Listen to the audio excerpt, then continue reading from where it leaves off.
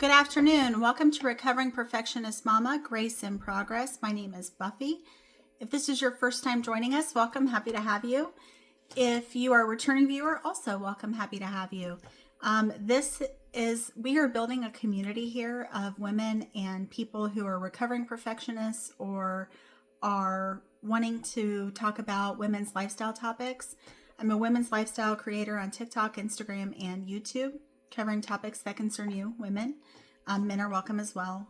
We do have a great community and everyone is welcome. So thank you for tuning in. We are talking today about the good enough rule, how to stop comparing your kids' milestones. And that can be extremely difficult, especially given, if you are a recovering perfectionist and you're dealing with trying to make sure that your child's not behind, right? Because that is a very gut-wrenching feeling.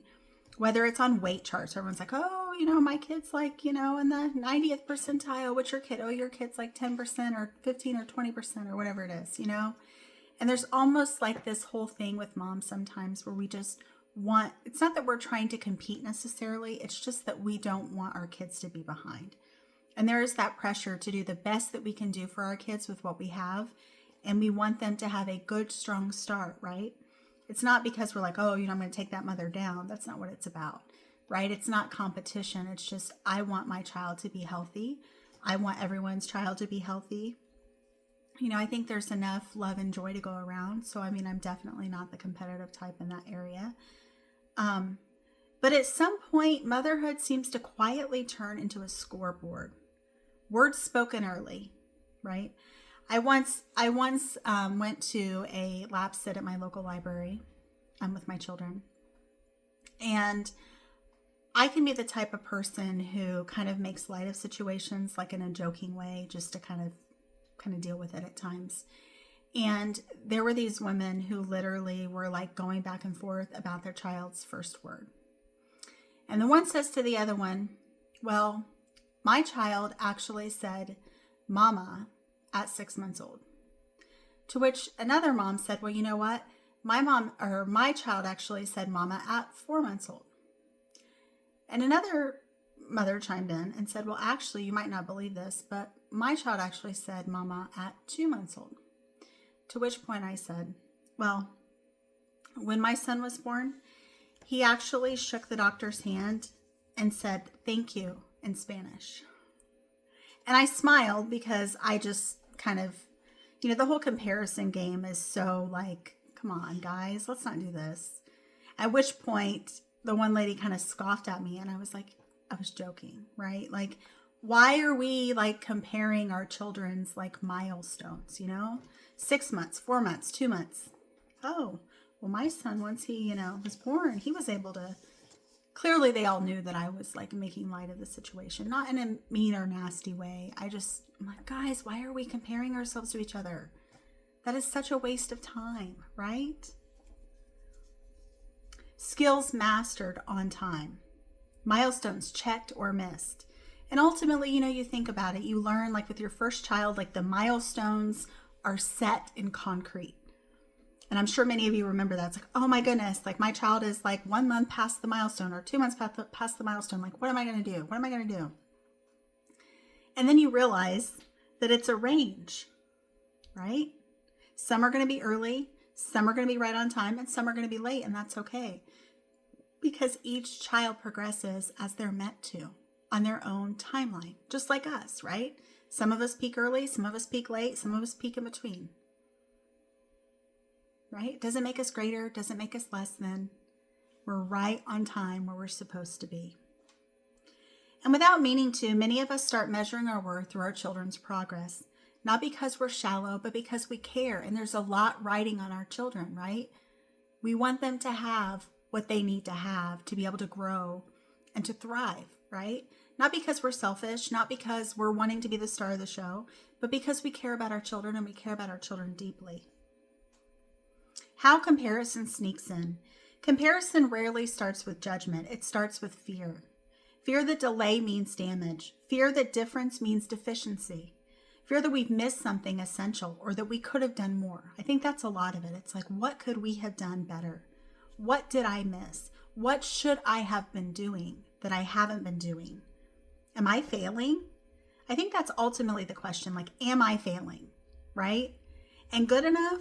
Like, good enough, does that really seem like an actual measurable standard? Is anything beyond perfection good enough?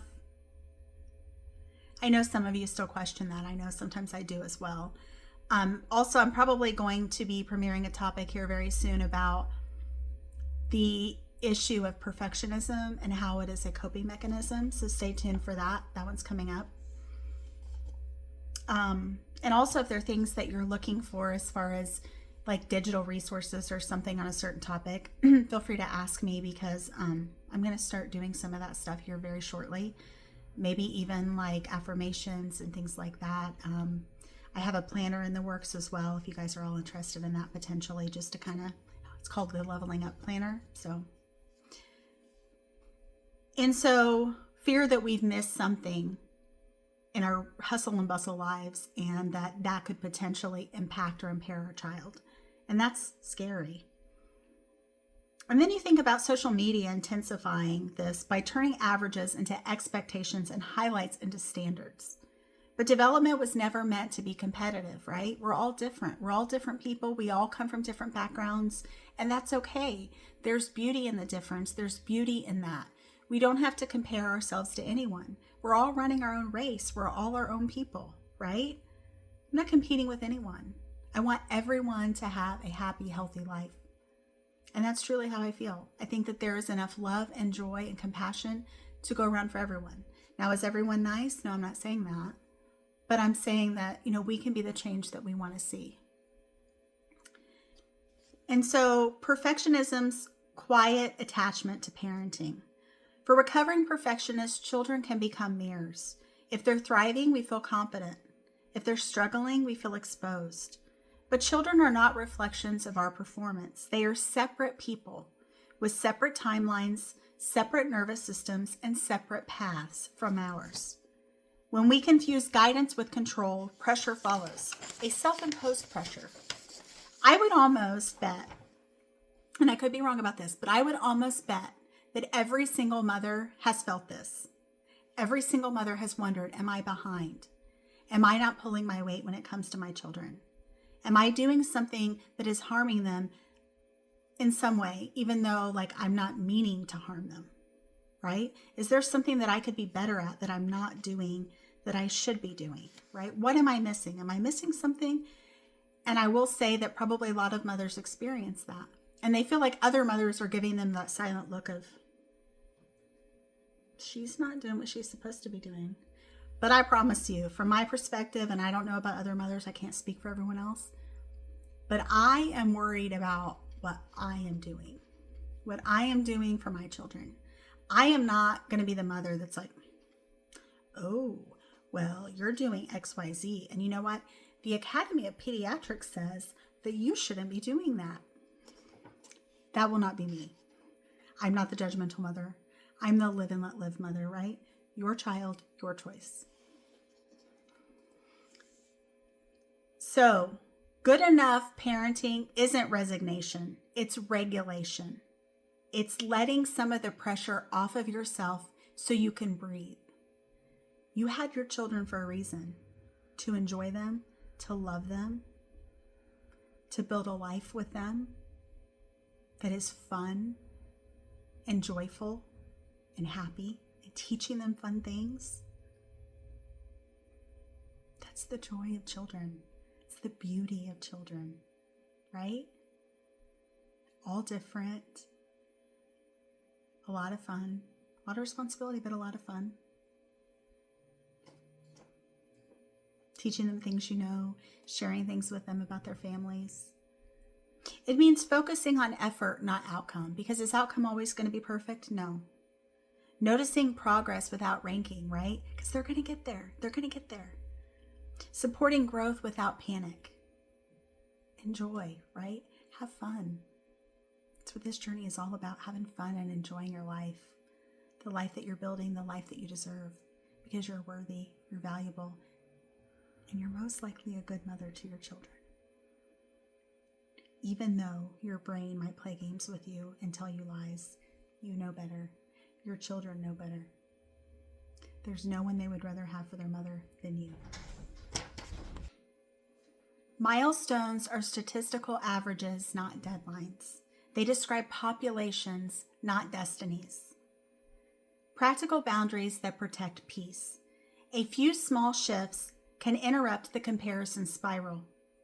Curating social media intentionally, meaning if there is someone who triggers you in some way, makes you want to compare, maybe that's the person you shouldn't follow. If you're okay with that, then that's your choice. Ultimately, your life, your choice. Replacing outcome questions with process questions. Naming your child's strengths without qualifiers. Curiosity builds confidence. Pressure builds fear. We don't need more fear. We already have enough fear, don't we? In our lives, like our late at night thoughts when our minds are racing and we just can't keep a single coherent, positive thought in our head because we're so just gripped by fear.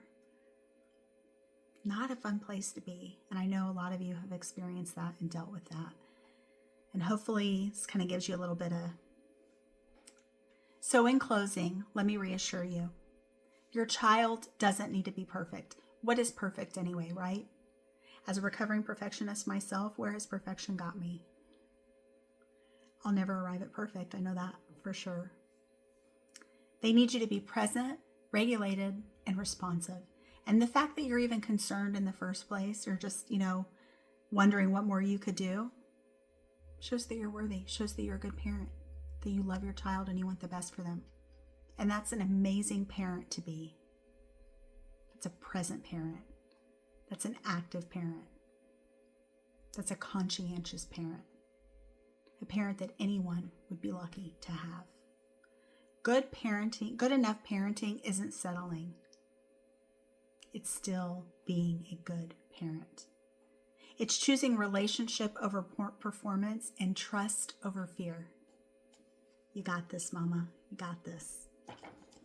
Believe it. You got this.